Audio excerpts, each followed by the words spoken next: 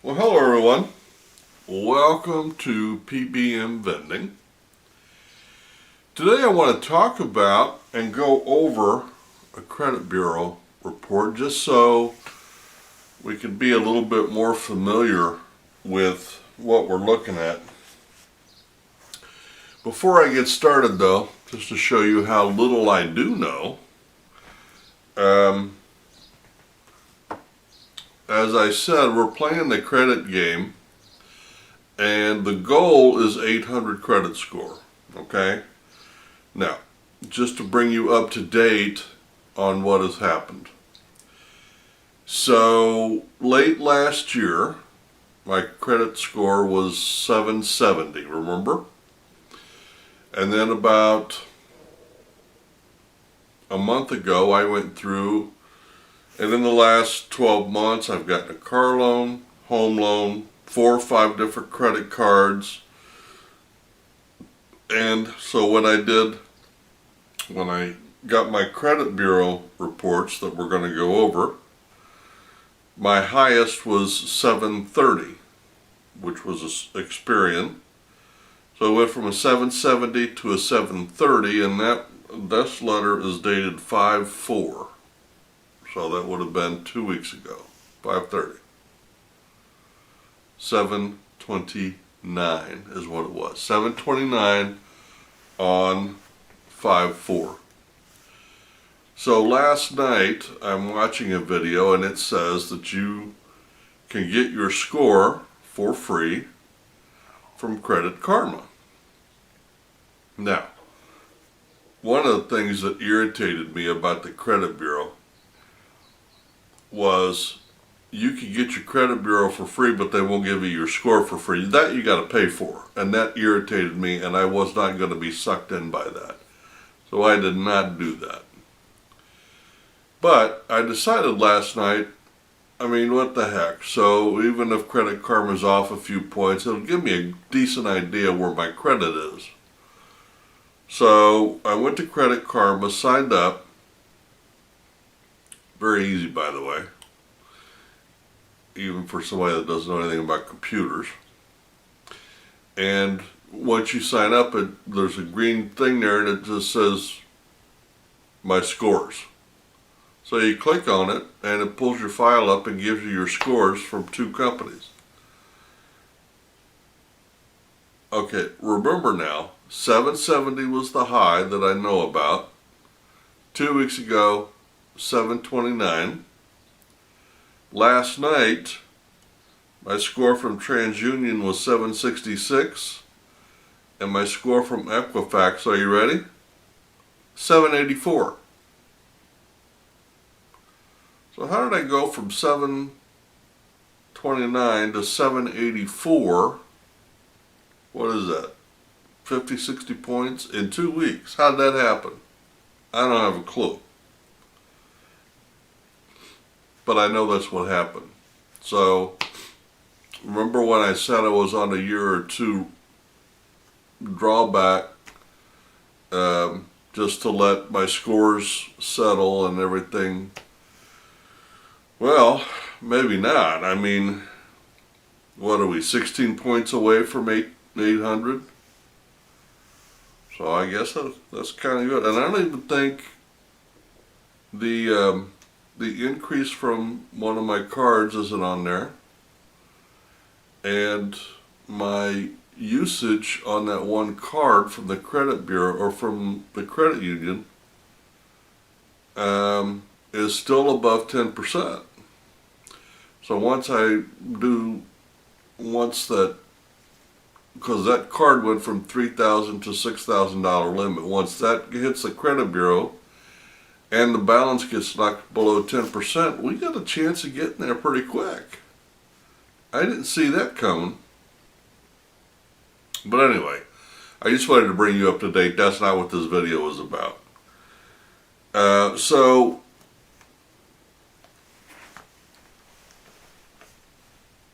if you're going to play the game, you have to know the rules.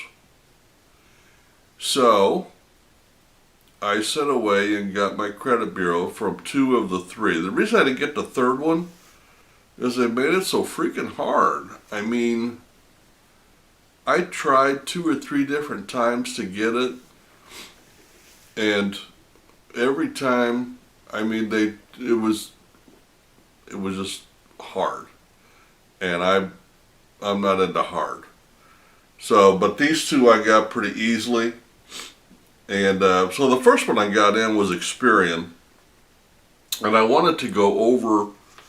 I wanted to do a video on it, and so here's what I did. I went through, and I was going to mark off all the important stuff.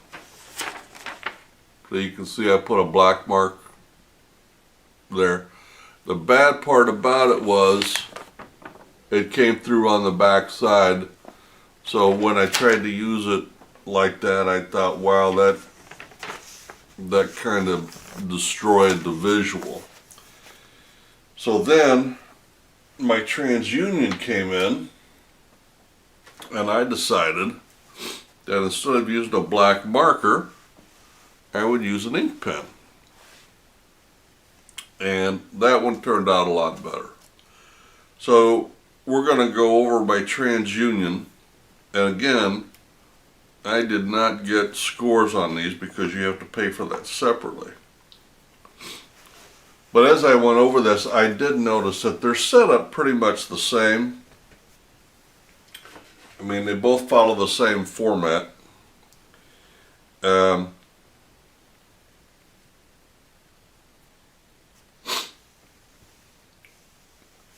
remember, I told you that years ago, I used to be the assistant credit manager for a company here in town, so I knew about credit bureaus. Now, whenever I would get a credit bureau, I would call in, and I would get 5 or 6 pieces of information on each credit tour, okay? Like they would say ABC Plumbing Company, high would be 5,000. Credit limit would be 10,000. Monthly payment $100. Last use 2 weeks ago. Last paid off this, and then a rating 1 through 5. 1 would be pays on time, and that's all the information there would be. And by the way, they reported once a year back then. So now, today, most companies report monthly, which I find interesting. Now, I'm getting ahead of myself.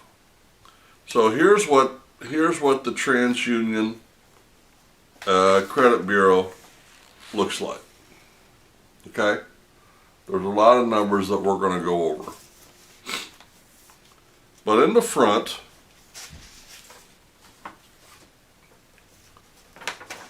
it says account information. And right here you can see that they're going to give you the table. 30, 60, 90, and then 120, and then repo and whatever else.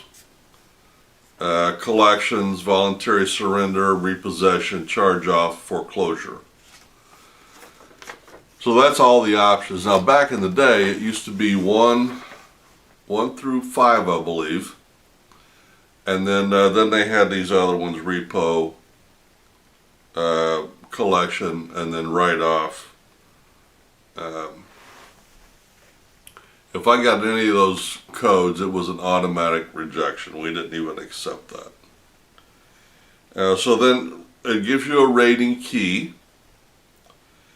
Now the first thing on both reports was right here. You see that?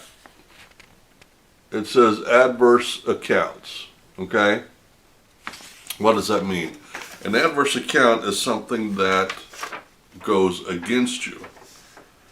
Now, I have one account that says adverse account, and that is Toyota for my car. I couldn't figure out why that was adverse. until I looked down here. Now the Experian is a lot more visual.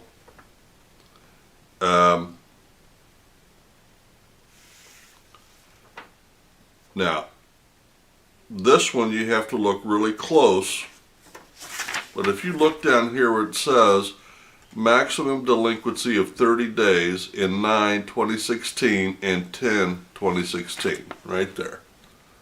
So what they're saying is in September and October, which by the way is when they reported, not when it happened, but that was listed as an adverse account. Well, here's what happened. I went and got my car leased. I had to lease a car. I was in a car wreck. So I leased a car for 3 years. And when we were closing and we got everything done, it never occurred to me. But then it came time to make my first payment, and I realized I don't know where to send my payment. They didn't give me a coupon book. They didn't send me anything in the mail. They didn't give me an address. There was nothing in the paperwork. I looked in the paperwork. There was nothing. So the first payment came due, and I wrote a check and sent it to the dealership, to the business manager. Because in my mind I was leasing, I wasn't buying, so it made logical sense to me that if they didn't give me the paperwork, it needed to go to the business manager because maybe they did it internally. I didn't know. And now that was said or done, second month comes along, still nothing's changed, so I write the check, send it to the business manager. Business manager sends me, or calls me and says, "What are you doing?" I said, "I'm making my payment." He says, "Well, that goes to Toyota Lease, not here." And I said, "Well, how in the world would I know that? You didn't give me any information on where to send my payments." So, anyway, so from that point forward, I sent my payments directly to Toyota Lease. Now, for the next couple of months, I kept trying to get this thing solved. When I say solved, I mean I wanted the dings off of my credit bureau. And Toyota Lease would not do that. They said, we did not get your payments in our office in time, and we're not taking that down. And it really irritated me. So I actually took a day off from work. I went to the credit union, got copies front and back of my checks, hand walked them down to the dealership, went into the business manager's office, called a Toyota Lease. I had proof right there. When they were cashed, when they were written, it was all on time. They refused to do it. So I get my credit bureau now, 4 years later, and it's still on my credit bureau as an adverse account. So I'm trying to decide if I want to fool with it or not. It's my understanding that after, it stays on there for 7 years, but it's my understanding that after 2 years it does not count on your credit score. So I probably am not going to fool with it. So anyway, it talks about the adverse account. Now, it keeps going, and then it says satisfactory accounts. And then it lists all your credit things. Now I want you to see, because every account has, see that long list of initials and numbers and dates? Now for each date, and they report each month, that's what each one of those sections is for, is a date. See where it says the month, 5/2019, 4/2019, 3/2019, 2/20, you see that? Okay. Well, I guess on this one it says 4/20, 3/20, 2/21. So anyway, each one of those is a date. And when it reports the same information on every account that they have. So on the first one here, it's a Citibank card, which I don't have anymore. Now before I was playing the credit game, I had several cards that I closed. One was a Shell gas card, which I regret giving that one up, but they irritated me. And same with the Citibank, they irritated. I was one day over, and they charged me, after being with them for a while, they charged me $25. And I should not have been one day over. That was the day they processed it, not the day they received it. And I asked them to remove it, and they refused. So I cut their card up, told them cancel my card, and don't contact me.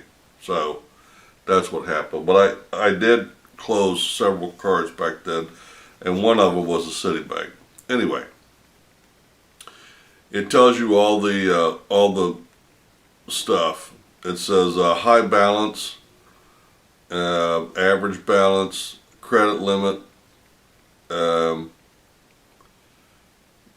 date open, responsibility, account type, loan type, the last time they updated, the pay status, the terms, and how you paid, and then when they reported. Now, also on this one's a little easier to read because the other one had all codes, but if you look out to the side here, can you see where my finger is here? If you go down the side for each date, it says the balance, scheduled payment, the amount that actually you paid, any past due amount, any remarks, and then the rating at the bottom on a little square. Now, once they get a little, like right down here, once they get a little age on them, let's see, right down here, all it's got is a date and a rating. You see that? And each rating has, it says okay with the square around it, and that covers, on this particular one, from 6 of 2013 all the way up to 4 of 2017. So 13, 14, 15, 16, 17, 4 or 5 years worth of payment. So I had, that city card I had since 2013, and I got rid of it in 2019. So I guess it was just last year they ticked me off. I didn't really remember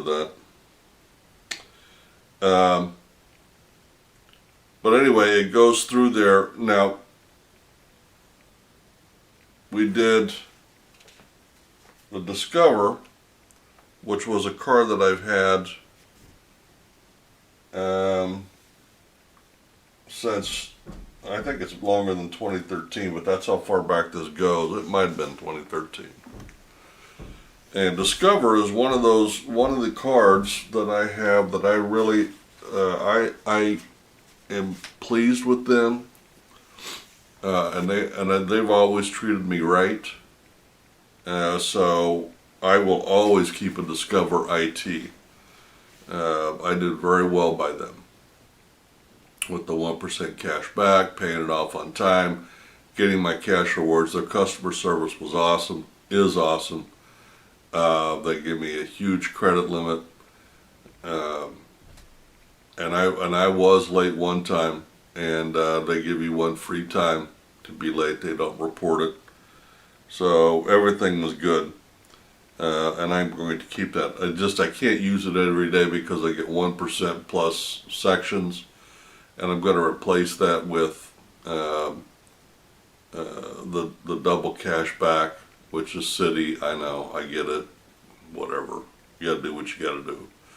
But every purchase there will be 2%, and then for groceries and gas, we use my Amex, because you get 6% on groceries and 3% on gas. So Discover kind of fell behind. I wish they hadn't have. and if they offer double, I'll drop city like a bad habit.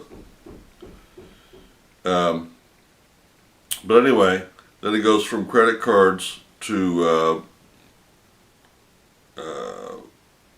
one of the credit unions, and I got a overdraft protection on my account of $1,000, and I just got that like a year ago. When I got through and I get my house loan and auto loan and all the credit cards, I also got a line of credit for $1,000.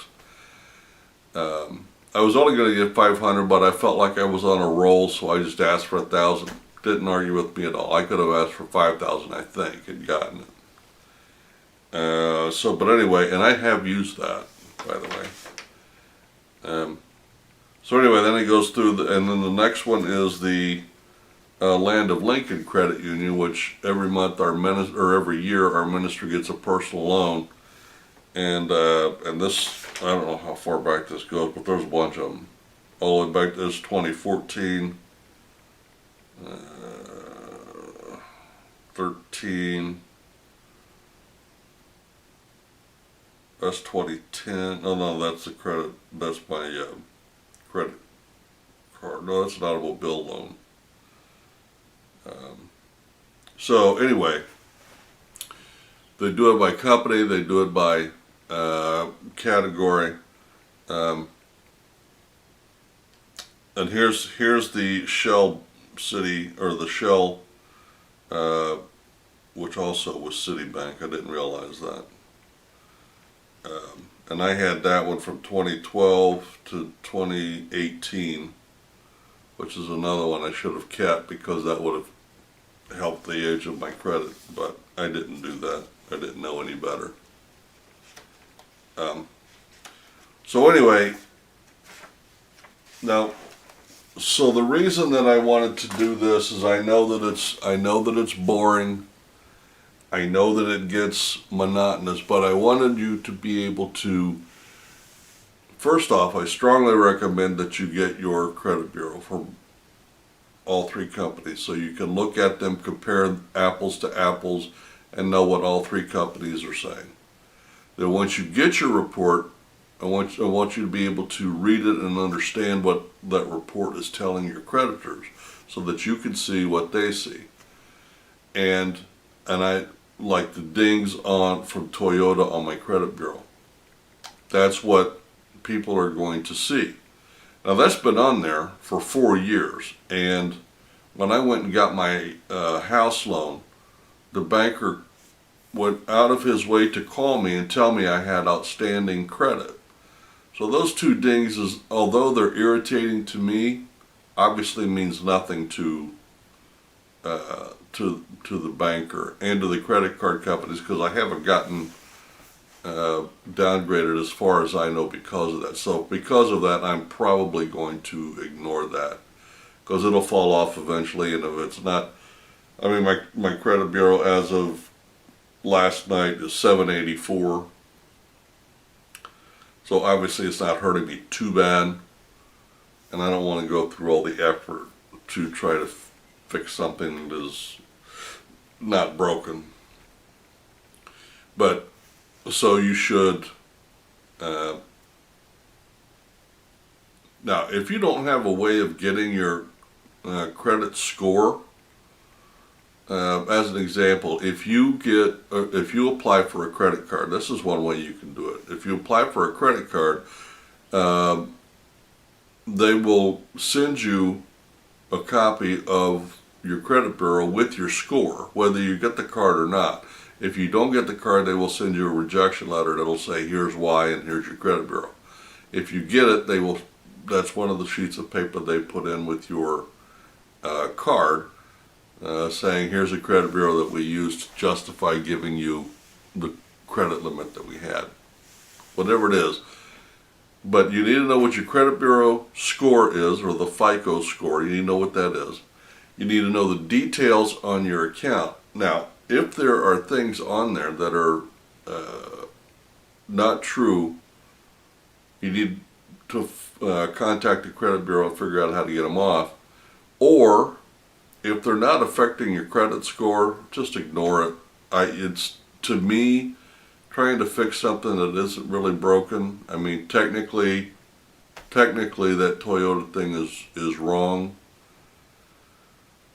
but it's not affecting my score, and if it is, it's only a couple of points, and I am not that concerned about it. I mean, now the closer we get to 800, like if I get to 799 and I can't get over the hump, I might do that.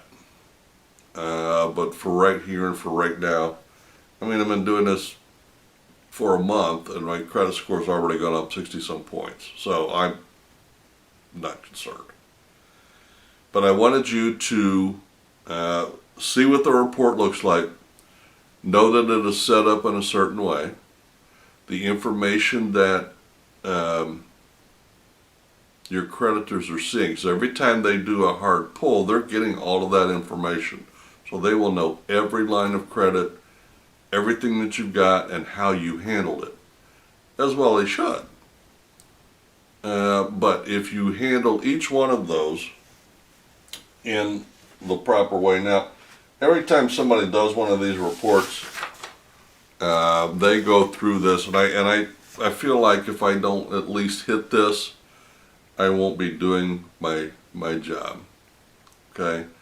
So, the FICO score is broken down into 5 categories. I mean, we saw on there that the scores were broken down by type and then reporting date and all the information that goes with your thing. But when they take a look at your overall score, okay, they're going to categorize things into 5 categories. And the first one is the most important one. It's 35% of your score is your on-time payments. So, and that's 35% of your score.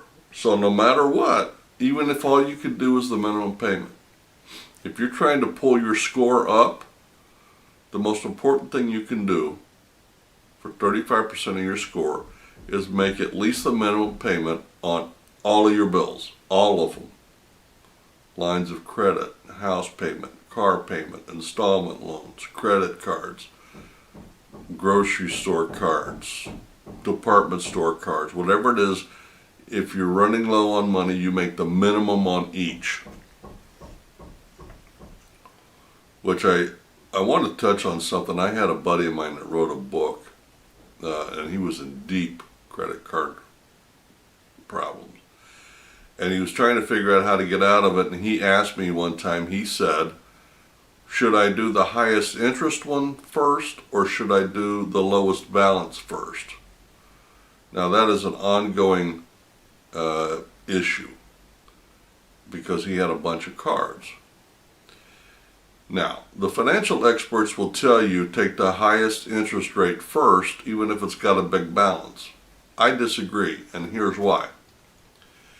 If you have 10 cards and 5 of them have $1,000 on them, okay, and the minimum payment is $50. If you can knock 5 of those out, then you've eliminated $250 a month. Now you can go after your big balance accounts every month, knocking $250 a whack off of your larger balances. So it's called snowballing. I would take the smallest balance and knock that out, then the next smallest, then the next smallest, and each time not only are you adding, but you're also eliminating another minimum monthly payment. So that by the time you get to the largest balance, you're knocking hundreds of dollars each month off of your credit card. Now the financial experts would say, well, why don't you make your minimum payments on those and then concentrate on knocking off the big balance, because that's where you're going to save the most money. And that's true, but most people got into that position because they don't have the money. So instead of putting hundreds of dollars a month towards that bill by snowballing, now you're just going to be able to do the minimum on 10 accounts plus maybe 100 on the big one, and now you're accomplishing nothing. I mean, it'll seem like nothing. But if you take that same $100 that you're going to put towards that one and knock off a couple